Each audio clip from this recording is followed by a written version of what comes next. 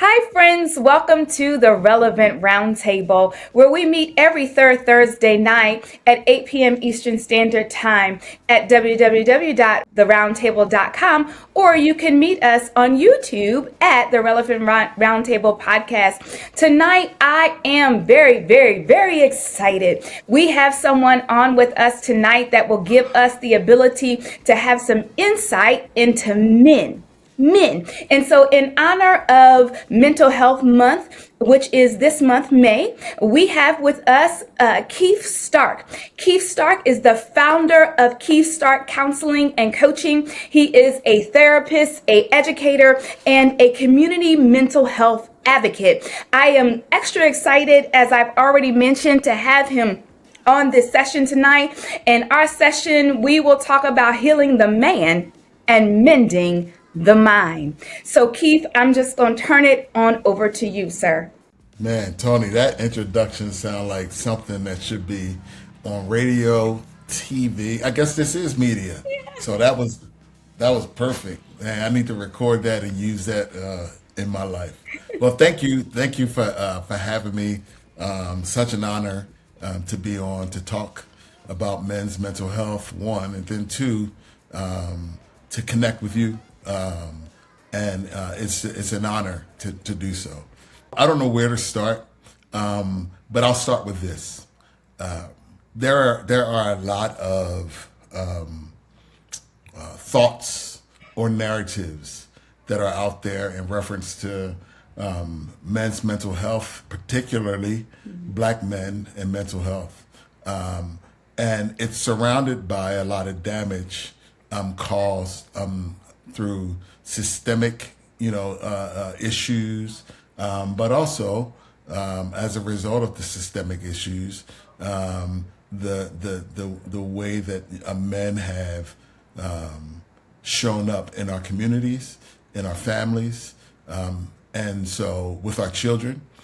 And so, I've taken the baton to kind of dismantle some of those narratives, but not to dismantle to say that they're lies, but to dismantle them from the inside out, from the man's perspective, to fight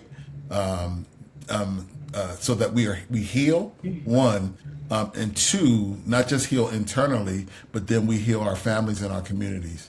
But I think it starts with us as men recognizing and being responsible. So that's my focus. I want to dismantle some of those narratives.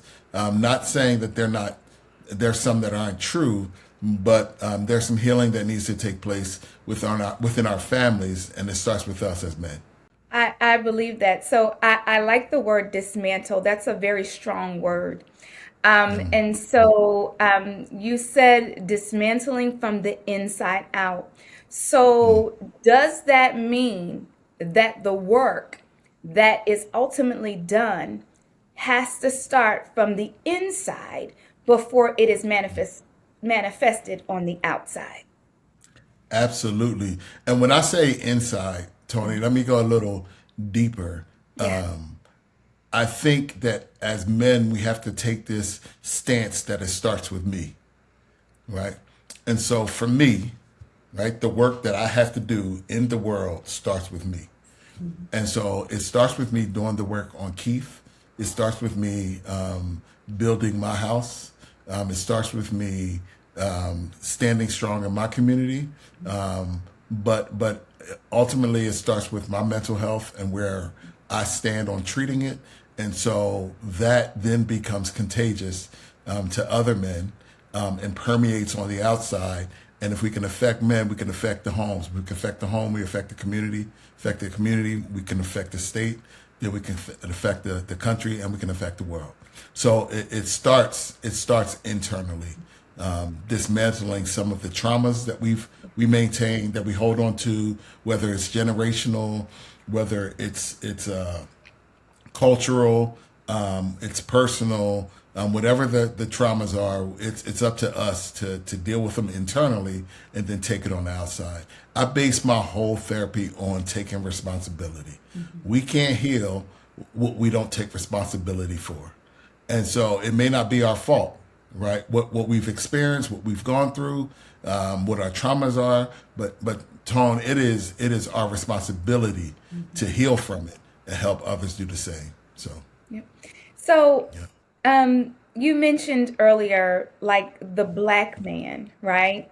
And as we both know, in this society, it is a very different experience for the black man, and so there are societal pressures, there are mental pressures, physical pressures, sometimes financial.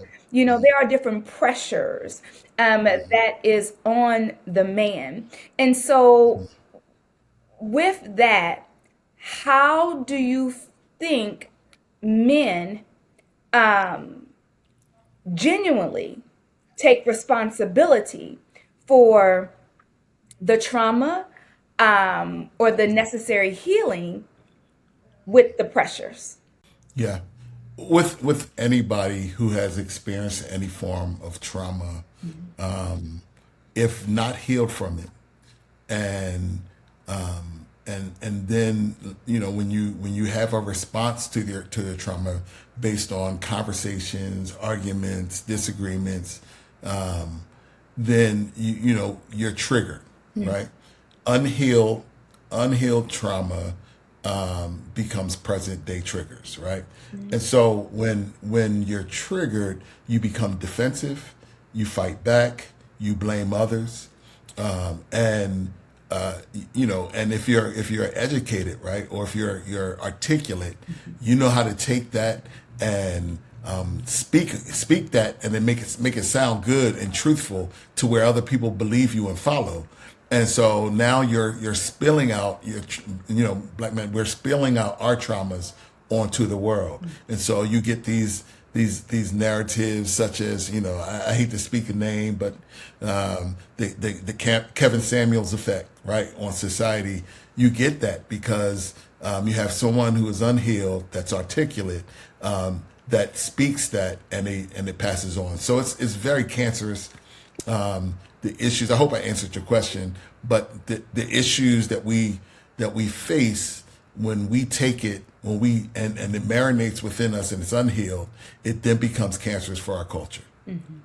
So one thing that I like that you said in your bio, and I think it's very powerful, is that the streets, the culture, and the pressure don't turn off because you're in a session.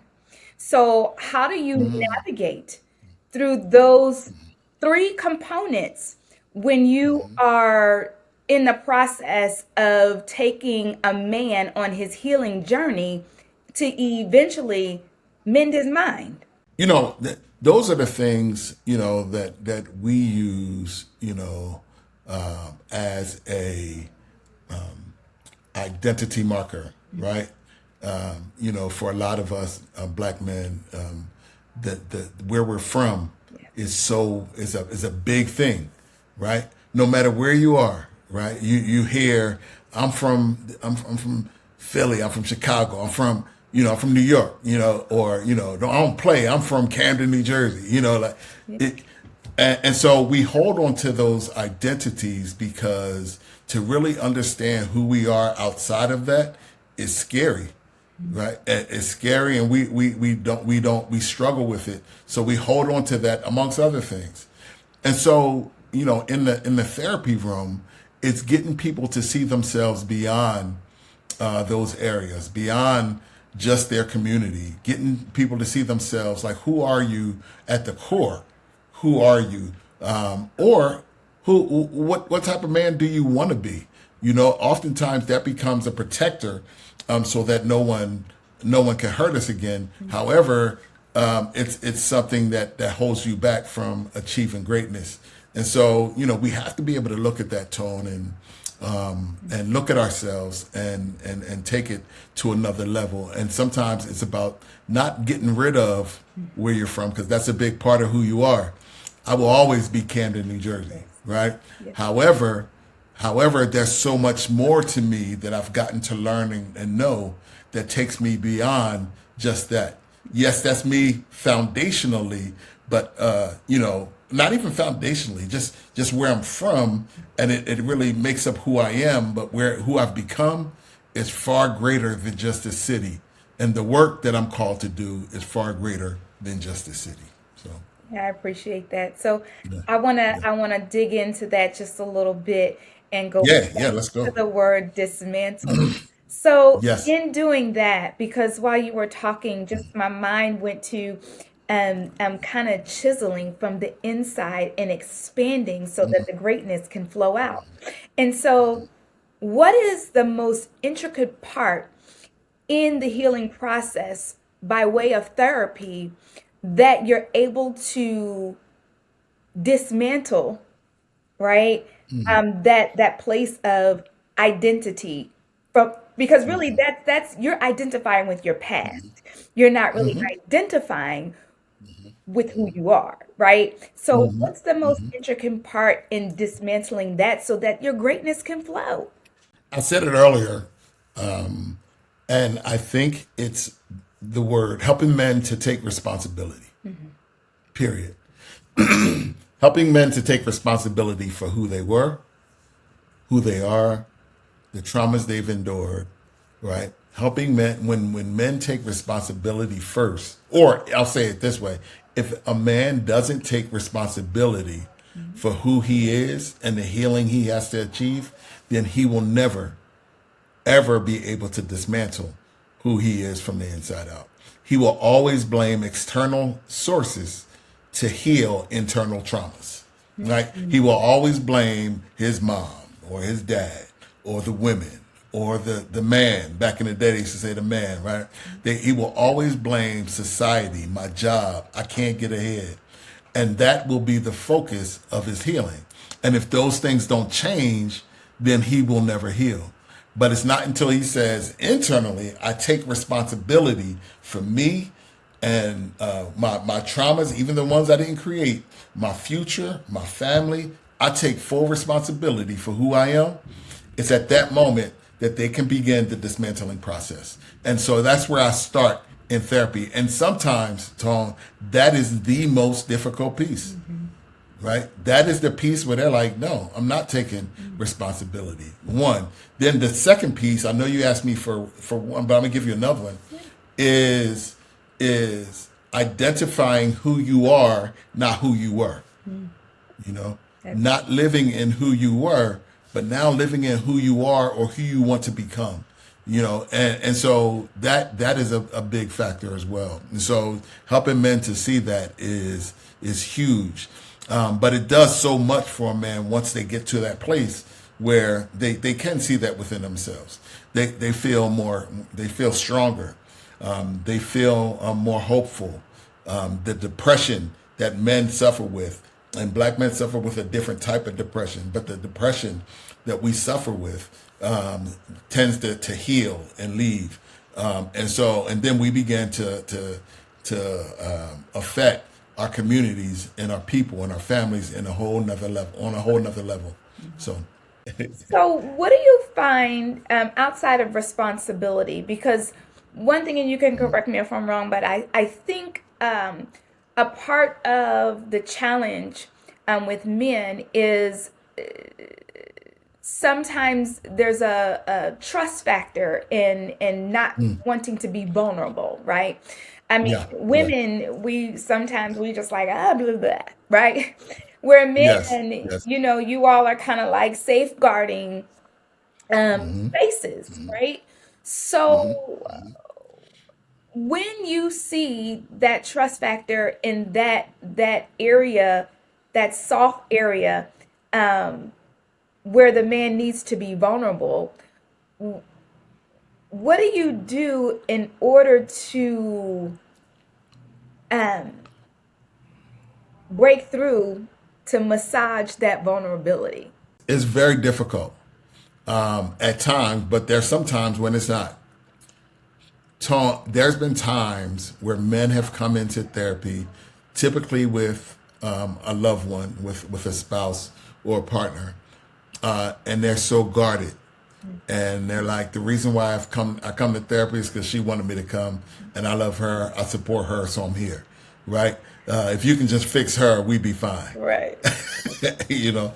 And so you see that guard go up, and this is from I've had the privilege of working with some professionals, some professional athletes, some actors. I've had the opportunity to work with a lot of men, and so it's always this guard that goes up. And sometimes it's as easy as, hey man, I hear you. Hey brother, I understand. Hey man, it's okay. For them to get it. And there's been men who break down in my office when I said, or just from me saying, yo man, it's okay. And it's a wrap. Like and it all comes out.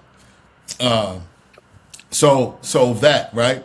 But as a therapist, you have to be very, very careful, right? Because you definitely a man sitting in front of his woman, right? You can't challenge a man in certain areas and think that it's okay just because of your position, right? You have to be very respectful and take nothing personal that he says about who he is, where he come from, his life experience. Because if you challenge a man in a specific way and he doesn't approve in front of his woman, then it brings on this a different type of fight. So we don't want that. So I embrace him for where he is. I listen and I just ask questions. And it works. I ask probing questions. I ask motivational. I use motivational questioning just to get him to speak. Men are not vulnerable because men choose to not be vulnerable, right? Men are not guarded because they're like, as a man, I'm not guarded. I mean, as a man, I want to be guarded. Believe it or not, although you see it in a lot of men, it is not natural for a man to not feel safe to communicate his hurts, his feelings, or his experience. It is a systemic thing. It is and it's not even systemic just for us, but for all men. Men have been raised and conditioned to not be vulnerable, right? There's not a safe place for men until they get comfortable enough to call it safe, not even in their home. And so when men go to therapy, think about it. Everybody that men go to therapy, any race of people, and as far as the representation of therapists that a man may go to, may represent the person or the culture or the people that have hurt him or traumatized him. From white male America, if it's a white male therapist, to white female America, if that's who's traumatized you, to another black man who could represent your father, a young black man that could be close to your age, that could represent your peer, that your rival gang member. You know what I mean? If it's a black woman who represents your mom, everybody represents somebody that has hurt him. And so when he walks in the door, he doesn't feel safe. If a man doesn't feel safe, he's not going to be vulnerable. It's not until that safety is diminished.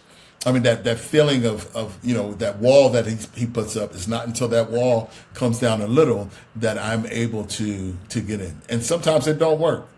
Sometimes in therapy, I had a client just recently, and it was a couple, and I challenged him on how his alcoholism is affecting his marriage. And when he got in the car, to his wife, he cussed me out. And so because he didn't want to take responsibility for that. And so to answer your question, it is very, very hard to push that, to help men to dismantle, or to help them to feel safe and vulnerable. But when they do, it's life changing. Yeah. Yeah, but some men told. I'm sorry. Some men come in and they're ready. Like there's some men that's like, yo, listen, I heard this therapy thing works. When a man makes up in his mind that this is what I'm going to do, they come in like I don't even care how safe it is. I'm just tired, right? It's either this, it's either therapy or death for me, right? And so this is my last straw. So so some men come in and just let go, and they feel safe. And so it's an amazing thing, to see and to be a part of. You mentioned having the ability to walk with some men, you didn't say the word, but I'm getting ready to say it, that were potentially financially established, right? Yeah. And so that led me to think, what does it look like when you are trying to assist the man into healing and mending his mind, but because he is financially established, he thinks that his financial abilities supersede the need to be healed. I've never been asked that question in on any platform that I've been on, but that is a real thing. Oftentimes, men lead with their success because that is the thing that they hold on to help them to feel good about who they are, right? And so people do it in general, right? But men specifically, men will hold on to that position to be to be their identity and not the person. And so when it comes to that, it's this real simple question: without money, who are you? Yes. If you've never made it to where you are, if you've never received the financial blessings of your life, who are you? And so that question alone sometimes draws them to think about that. And a man one on one, I can challenge him. Like, so it seems like, man, every time we talk, you lead with your accomplishments or your money. But can you take that with you? Does that really have that much control and power over you? And so, who are you without your money? Who are you without your accomplishments? This stuff is fake. It wavers. The house you live in, the car you drive, what matters the most is the legacy you leave. And it's not necessarily tied to the money. It's tied to the character you build and the character you pass down. It's directly tied to the relationships that you have, And so allowing men to see that in who they are is powerful and life changing. Most men, can't see themselves. Like I had a professional boxer. Outside of the ring, he was a dad, and he was a really good dad. But other than that, he was a horrible partner, right? Had a lot of narcissistic character traits. But and hear me, I didn't say he was a narcissist. Yeah. Sometimes I don't know what's going on with my throat.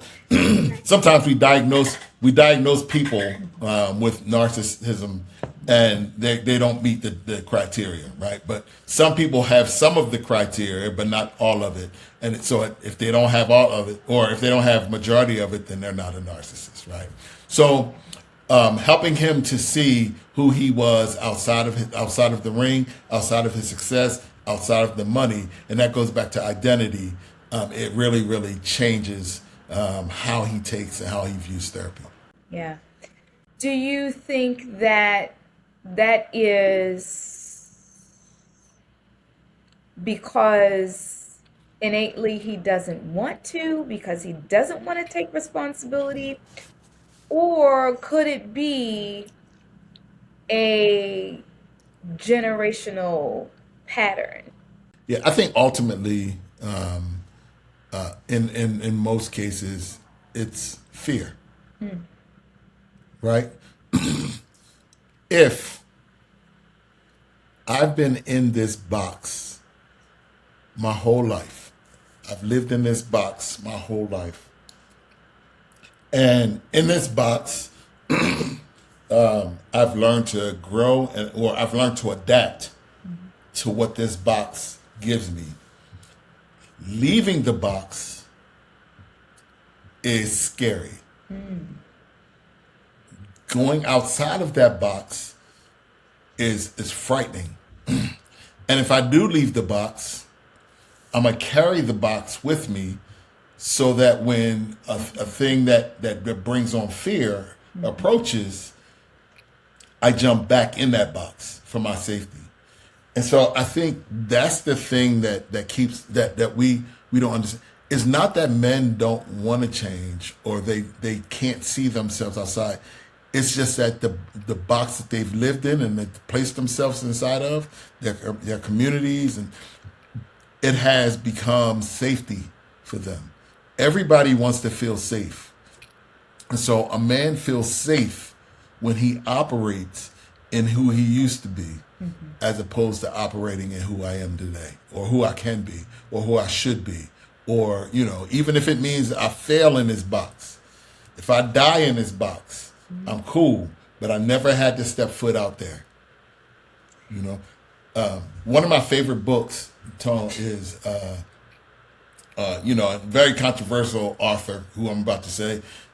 Some of us feel one way about him, other people feel another way. But regardless of how people feel, he wrote a phenomenal book, and that's Steve Harvey, right? Steve Harvey wrote a book called Jump. And the book was based on a behind-the-scenes conversation with his audience on Family Feud. And he talks about, if you want to be people who become successful, basically they jump, right? And they jump out the airplane, and they, when they jump, they have their parachute on, and they sometimes you can pull the parachute, it may not open when you want it, or you may get scrapes and bumps from the bricks and the rocks on the mountains. But he said eventually it will open. And so sometimes we're afraid to jump out of our life situations. We're afraid to jump into, and this was for me right now, entrepreneurship, 100% entrepreneurship. We're afraid to take risks because we're safe and we're comfortable in where we are in our lives. And so sometimes in this thing called life, it's about taking that risk to jump. When I moved to Vegas, I didn't have nothing. I lost my job in midair in the plane, right? I got a job in Vegas, and weeks before we moved, I'm in midair, and the person was fired. The person that hired me was fired before I got there, and she told me the day she got fired, and the time she got fired, and it was the time I was in the air, and so. When she got fired, so did, she never told them about the position she just hired for. And I got here, and I started to work first day. I'm at work, day one. I'm here. I'm here for work until I had no job. So I came here basically with nothing but my family and a couple dollars from savings, and it's the biggest change to my life, one of the biggest changes to my life. So sometimes we got to take that leap and jump, because if we don't, then we stay stagnant. And men oftentimes are afraid of that because it's safe, and we don't talk to nobody about it. We talk about that box. We talk about how great our box is. We talk about how we bedazzled the box. We make something out of nothing. That's us culturally. So we talk about how great our box is and why my box is so good for me, not realizing that box is too small for you. That box is keeping you stagnant. That box is keeping you from being the best you possible.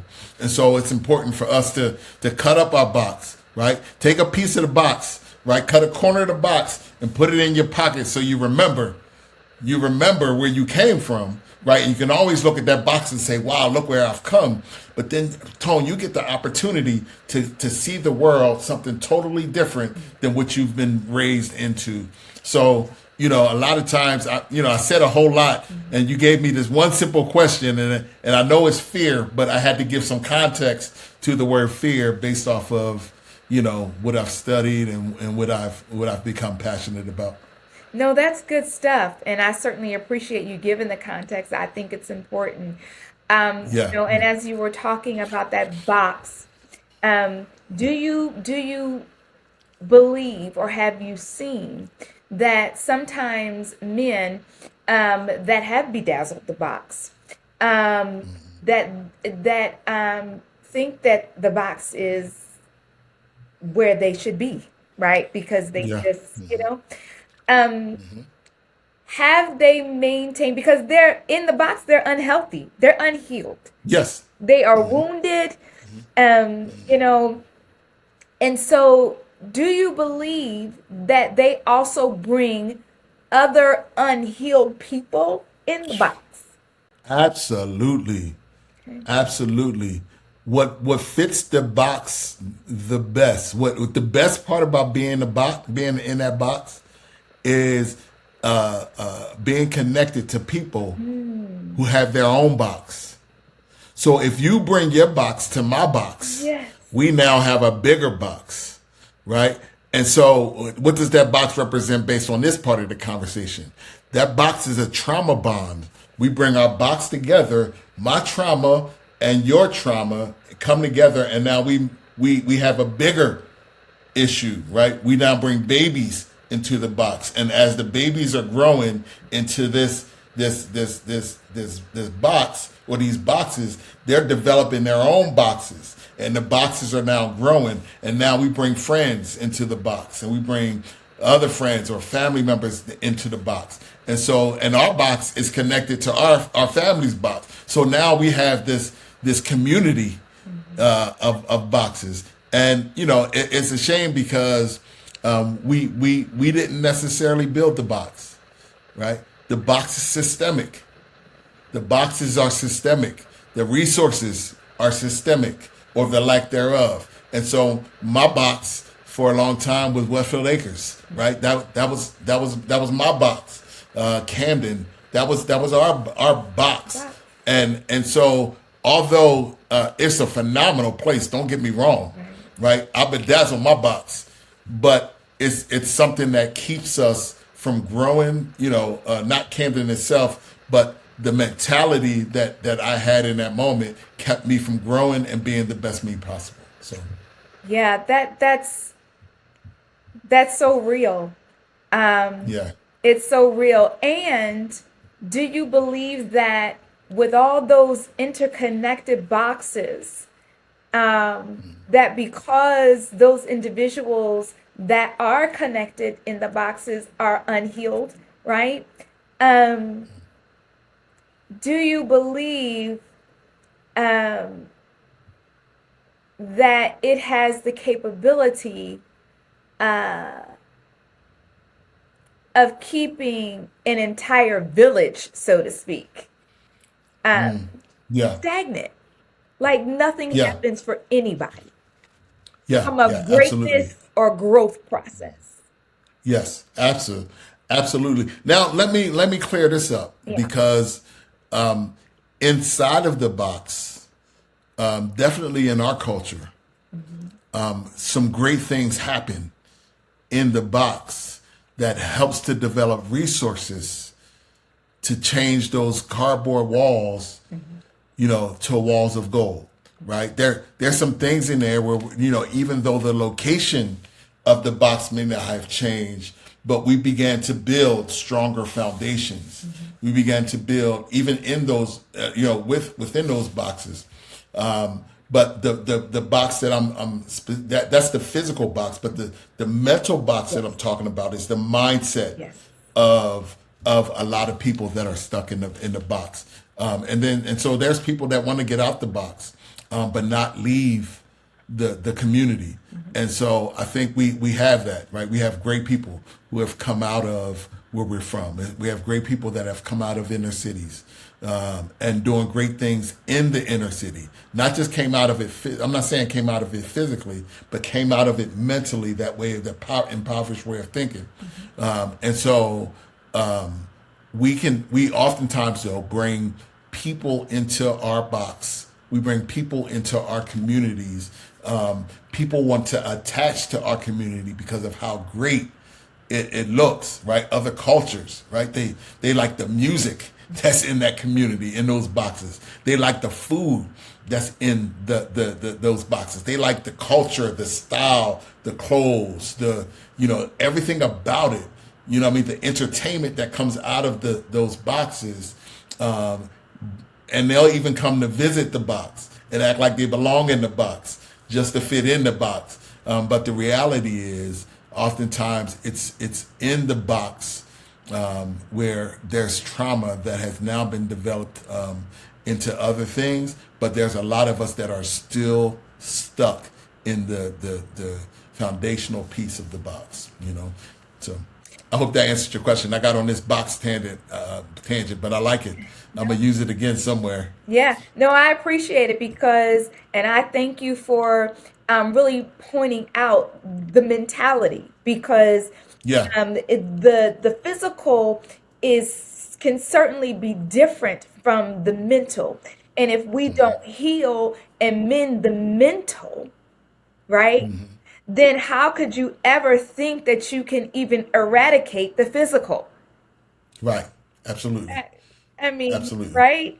So Yep. Yep. I I um I had another question and then, so you Yeah. said not here, but I read your biography, which is very powerful, that strength without discipline falls apart.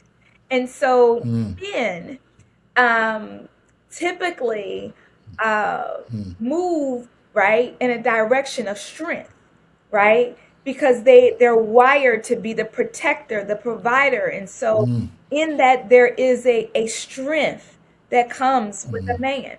So what happens if a man is unhealed and his mind is not mended, um, and he moves in that strength, but yet there's no discipline? I think that the strength that you're talking about is a it's a false strength, or it's a physical strength, right? Oftentimes we take physical muscle as a way of explaining like who I am as a man. Like I'm strong, what I mean. I can move mountains. We take emotional suppression as strength, when in all actuality, it is destroying who you are from the inside out. It is destroying your families. Your emotional suppression is destroying your homes. But to that, to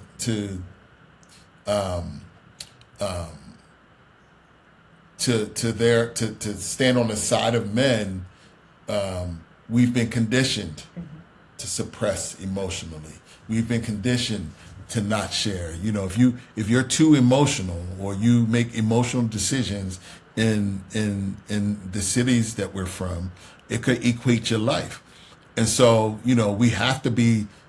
We can't show that weakness. We can't cry.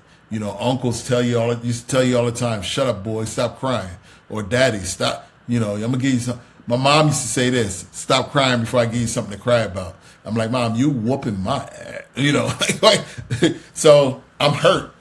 So we haven't been able to do that, but the absence of emotion does not equate the presence of strength. And so we use that, and then we suppress it, and then the only thing that people see is anger. The only thing that people see is stress and frustration. Or the only thing that people see is, when it's too late, the casket. And so, we are dying because we don't know how to express our emotions, or we only really express it in one or two ways. We can be happy, we can be sad, and we can be angry, right? And nothing else. So helping men to identify, that one, they have emotions. Most men be like, man, I ain't cried. I ain't cried in 20 years. Well, you not crying don't mean that you're not emotional. You don't have emotions. You not crying does not mean that you lack that. It just means that you suppress it. And so, even if you don't ever cry, identifying that you feel something outside of happy, sad, or angry is key. You would feel more and you would get less angry if you would understand what you're feeling before it can get to the anger. If you stop suppressing, anger may never show up. Anger is a secondary emotion, meaning that you feel another emotion first. So there may be frustration, you may be sad, and then you become angry, right? Because of it. Anger is not a first feel. It's not, you don't go anger first. You feel something else, and then anger shows up. So when you feel that something else, if you're able to identify it, then you get to kind of dictate what that anger may look like at times. Or when you do feel angry, it's not a bad thing, it's not wrong, but how you respond to your anger is what causes the problem or could cause the problem. So it's okay to respond to your anger in a way that is healthy versus responding to a way where you're ready to tear something up or tear somebody down or kill somebody. So you mentioned something that I think is very poignant, and that is you feel something, right? And so I want to talk about that a little bit from the perspective of feeling depression, because I believe you feel something when you're depressed, right? So when you feel that something as a man, when you are operating in functional depression, right? How do you get men to see that they're operating in functional depression and that there is an avenue for healing from that perspective? A lot of men will say that, like, they definitely black men won't claim depression. The reason why they won't claim depression is because, like any other mental health issue, it says that something is wrong with me.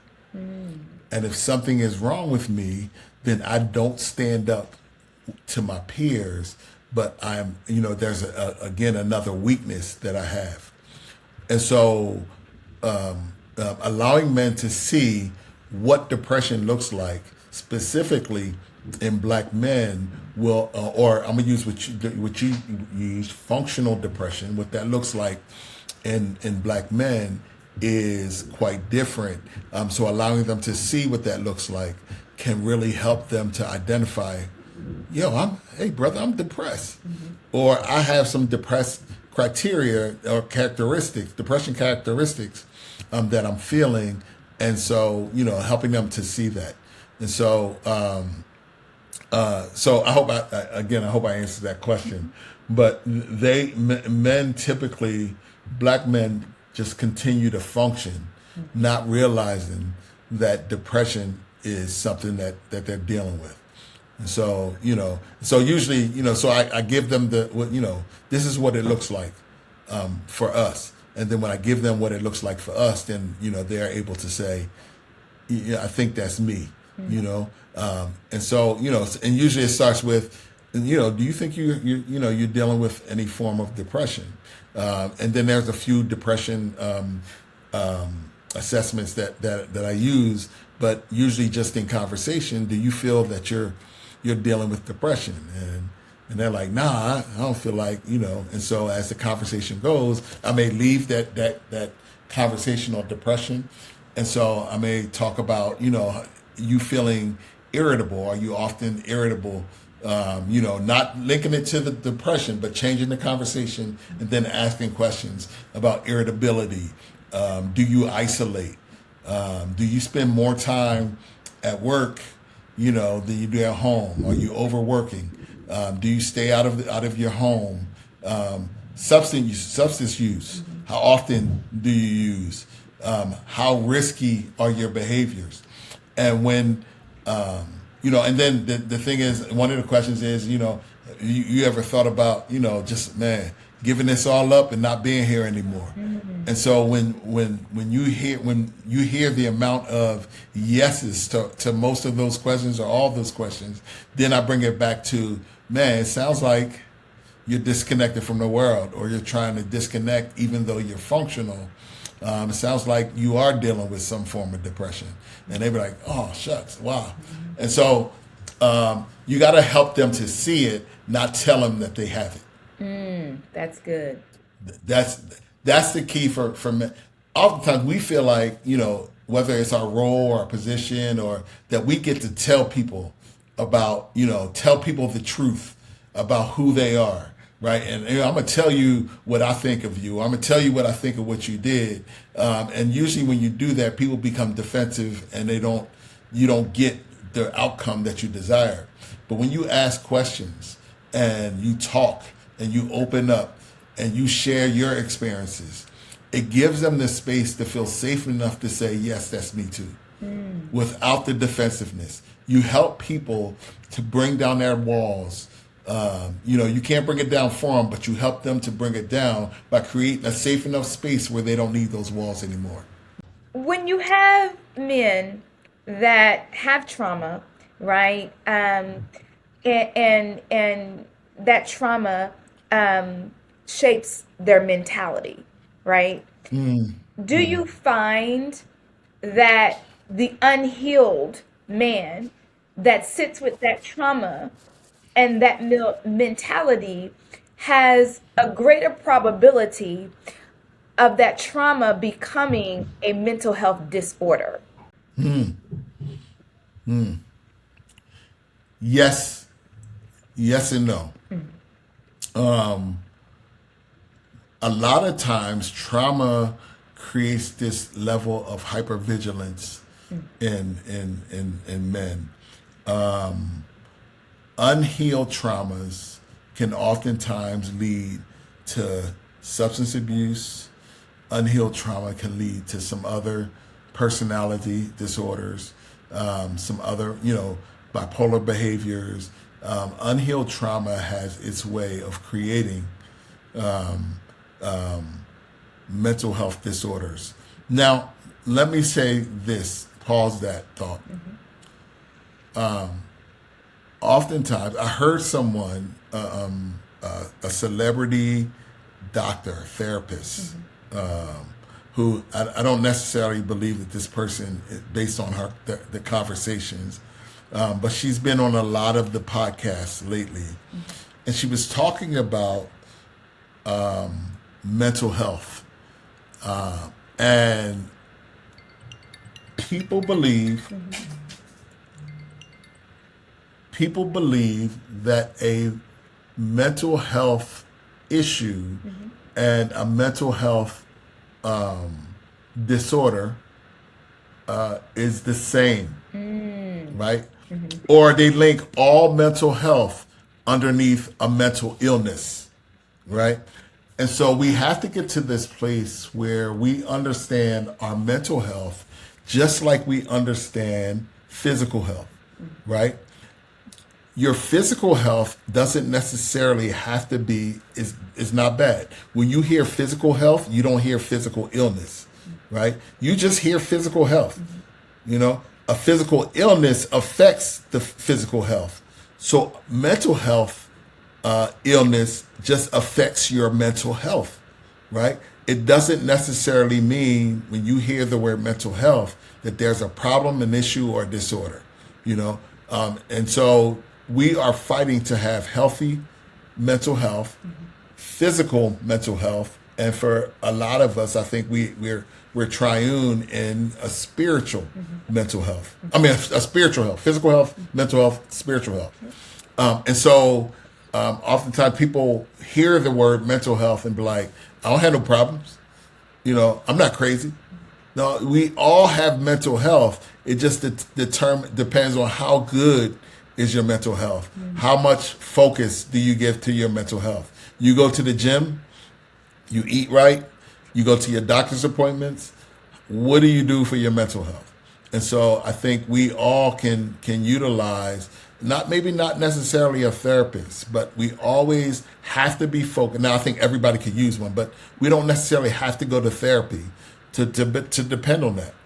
Tony, we can read, we can do some research, we can take care of ourselves, our self care, how we treat ourselves, how we eat, how much water we drink on a regular basis. That is all taking care of our mental health, our physical health, how we read our Bible, how we pray, or whatever you use, right? That takes care of your spiritual health. But every time you hear the word mental health, it is not a disorder, a problem, or an issue, right? And everybody that goes to therapy doesn't have a disorder. There is not a DSM diagnosis for for everybody that goes to therapy. There's nothing wrong with you. Some people just need to go, Tone, just because they need to get something off their chest. They're dealing with something and they need to get it out. They need, not that therapists are supposed to give you their views, but they need to see it in a different light. And so, that is really, really paying attention and focusing on your mental health. I love that. So as we wrap this session up, and I've had a great time. It's only been 10 minutes. I know. Time flies when you're having fun. Yeah, So absolutely. I want you to do two things for us. The first thing is I want you to leave a nugget for every Black man that will listen to this podcast or has listened. Give them a nugget or your best advice in order to heal themselves from the inside out, that their mind also could be mended. That's number one. Number two, I want you to tell all of our listeners where they can find you because you are awesome. And so I want you to tell them all of your social media handles, any websites you have. I want people to be able to find you if they have a question about men and mental health or if they need to come see you. So, Yeah. Thank you. I think that question, asking for the nugget is probably the toughest question that you've posed today. But if I have to think of one, I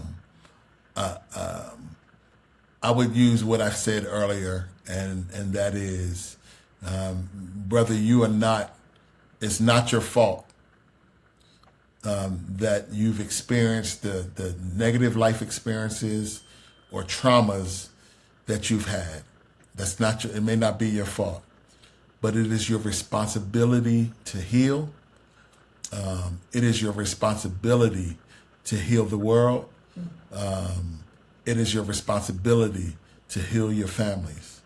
And so I charge all men with taking the responsibility and no longer blaming the women in your lives, your moms, the system, your education.